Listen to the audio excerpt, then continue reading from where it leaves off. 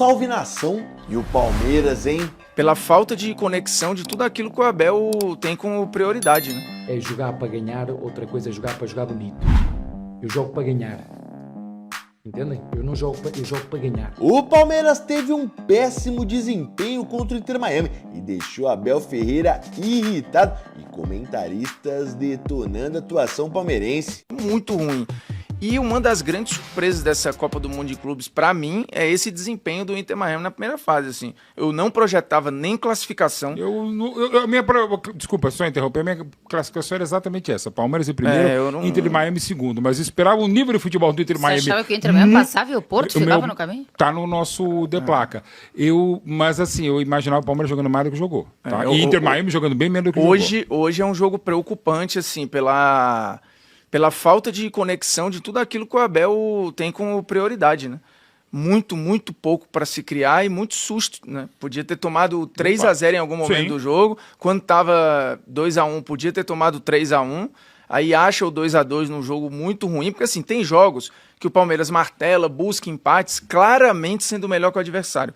Não é o caso de hoje, né? Em algum momento o Palmeiras teve até mais volume, era de se esperar. Fisicamente é um time superior, taticamente é um time superior, tecnicamente, distribuindo todas as posições, também é um time melhor. O Inter Miami, para mim, de novo, é uma grande surpresa, porque a gente fez jogos do Inter Miami aqui, a gente transmite a MLS, o time é muito exposto. A gente viu o que aconteceu na Conca Champions, assim, tomando um vareio na semifinal para um time que é 1 milhão de vezes pior do que o Palmeiras. Então, assim, o time se acertou de alguma maneira. Sabe-se lá como que o Mascherano também não é a primeira linha de treinador. Eu acho que hoje diz muito sobre, claro, ter o Messi e o Suárez é uma parada louca, mas eu acho que hoje depõe muito contra o Palmeiras. É bem preocupante pro mata-mata enfrentar o Botafogo com o nível de jogo que fez hoje. E aí, Jorge, a gente falava mais cedo aqui depois do jogo do Botafogo da classificação, lá do Botafogo em segundo, né, a derrota que aconteceu no finalzinho, eu e o Formiga, a gente estava querendo um Palmeiras e PSG. Você estava querendo um Palmeiras e Botafogo. Sim. Pois vem aí, Jorge. Boa noite. Boa noite para todo mundo. Vem aí, acho que será um baita jogo. Acho que Palmeiras e Paris Saint-Germain tinha tudo para repetir algumas dinâmicas que vimos em Paris Saint-Germain e Botafogo. Então eu acho que tem tudo para ser um jogo mais aberto, com um roteiro de rivalidade recente, com algumas contas a acertar, principalmente, né, pelo lado do Palmeiras, com tudo que aconteceu em 2024. Agora, a gente tem visto debates muito acalorados sobre a presença brasileira nesse Mundial, se existe distância para o europeu, se não existe, se a gente superdimensionou isso, se a gente é vira-lata, isso, aquilo, enfim. Eu acho que com 2 rodadas as pessoas foram tirando muitas conclusões no calor, na emoção, e a gente até entende, é torcedor, mas veja, né, o Palmeiras não conseguiu ganhar de um time da Major League Soccer, né? O Botafogo quase tomou empate de um time da Major League Soccer.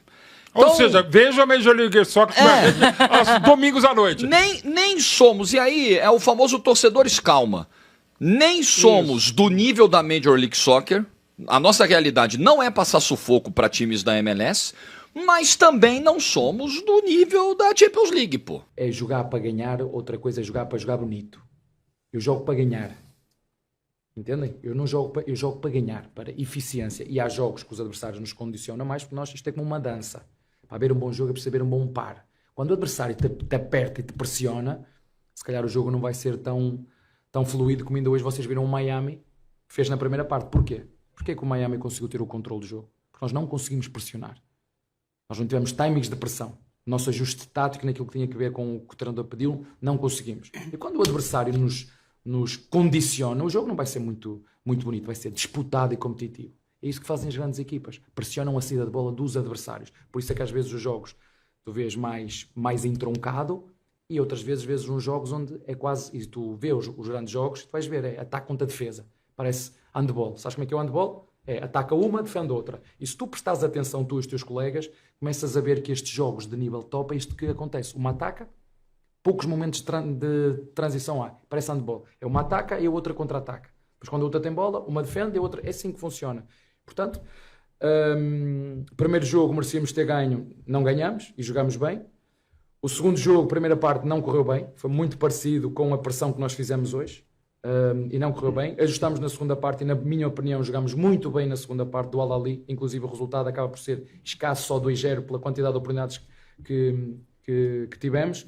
E hoje a mesma coisa. A primeira parte não foi muito bem conseguida após os 15 minutos, onde o adversário nos tirou a bola e nós não tivemos timings de pressão, por isso que te falei, por um erro tático, e os erros táticos é da responsabilidade do treinador. Todos esses ingredientes que tem, o duelo brasileiro em competição internacional sempre é difícil, agora no Mundial, outras vezes já foi em Libertadores, e sabe que é difícil, a gente se conhece mais, se enfrenta mais, conhece os jogadores de forma mais individual, né, e acaba, às vezes, por vezes sendo um jogo às vezes mais chato, porque se conhece mais e dá menos espaço, dá menos chance para o adversário. Mas é isso, não tem para onde correr, é competir, é fazer o nosso melhor que a gente faz.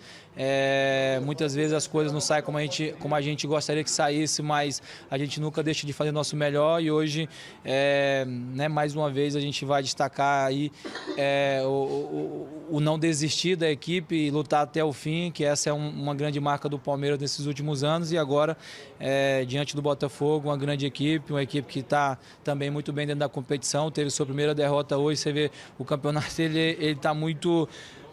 vem acontecendo coisas muito diferentes de tudo, né? Botafogo muito bem, e a gente sabe que o Palmeiras também se classificou bem, então agora é mata-mata e se preparar bem, porque não tem para onde fugir, a gente vai fazer o nosso melhor para que a gente possa seguir avançando. E ó, aproveita que tá rolando o Mundial para comprar a tua camisa na Limpotes. Comprando 2, tu leva 3. Ainda tem 10% de desconto em todo o site para você, que quando for realizar a compra, colocar o cupom clubista. Curtiu? Clica no link que tá aqui na descrição desse vídeo e compre já a tua camisa. E aí, nação, Palmeiras jogou absolutamente nada e teve muito perto de ter sido eliminado.